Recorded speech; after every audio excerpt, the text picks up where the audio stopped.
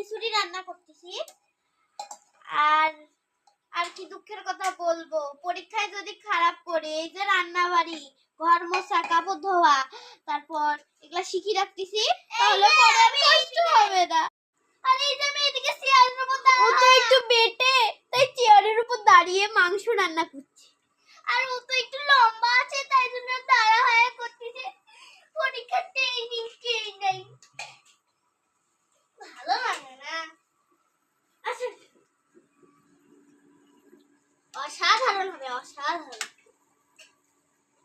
একাই খাবো, কাউকে দেবো না, নিজে রান্না করছি, নিজে খাবো।